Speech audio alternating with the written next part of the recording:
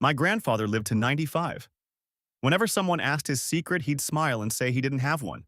No special diet, no supplements, no gym. Just an ordinary life, lived a certain quiet way, day after day for decades.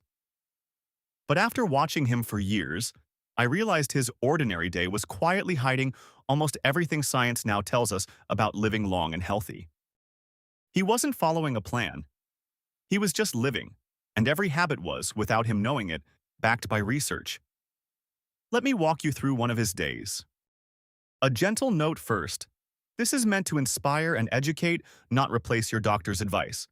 His day began early, usually just before dawn, almost always without an alarm. His body simply knew. A consistent sleep and wake schedule is one of the most powerful things you can do for your health. It kept his sleep deep and his body clock tuned. He never sprang out of bed. He'd sit on the edge of the mattress a moment before standing, protecting an older body from the dizziness that can come from rising too fast. The very first thing he did was drink a glass of water, not from thirst, but habit. That mattered, because as we age, our sense of thirst fades and many older people walk around mildly dehydrated without feeling it. Then he opened the curtains and, weather allowing, stepped onto the porch for a few minutes. That morning light sets the body's internal clock and helps you sleep better that night. His breakfast was simple and real. Oats, an egg, fruit, a slice of bread, nothing from a box with a long ingredient list.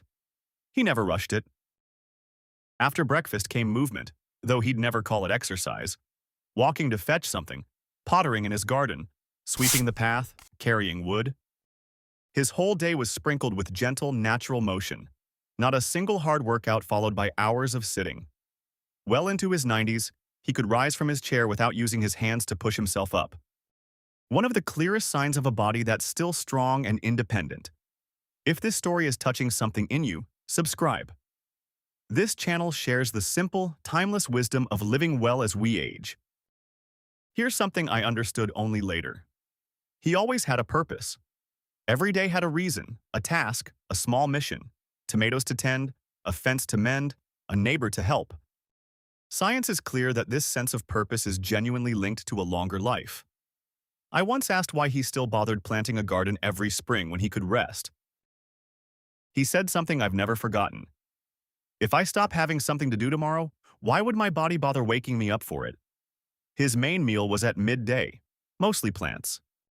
Vegetables from his garden, beans, a small portion of meat, almost like a garnish. He always stopped eating when satisfied, never stuffed. That pattern, mostly plants, stopping before completely full, is one of the most consistent habits found among people who live to 100. In the afternoon, he allowed himself to pause, a short rest, or just tea. Watching the world go by. That unhurried calm kept his nervous system steady, and he was never isolated. This might be the most important habit of all. A neighbor would stop by. He'd chat at the shop. Family came and went. Loneliness can be as harmful to your health as smoking, while strong relationships are one of the most powerful predictors of a long life. I can still picture him on the bench outside his door, waving to everyone who passed, half of them stopping to sit with him. He remembered their children's names, gave away tomatoes to anyone who admired them.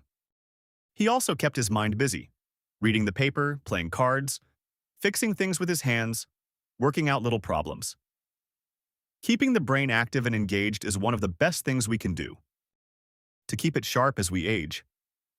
His dinner was light and early, never heavy late at night, and often followed by a slow, short stroll around the garden, a simple way to help steady blood sugar. He wasn't a saint who denied himself everything, a small glass of wine now and then, a sweet when the mood struck, but always in moderation. A long life isn't about depriving yourself, it's about balance. As night settled, he wound down slowly, lights low. No bright screens blaring late into the night, then a solid, consistent 7 hours of sleep, the same as every night. Not one single thing in that day was extraordinary. No magic pill, no heroic effort.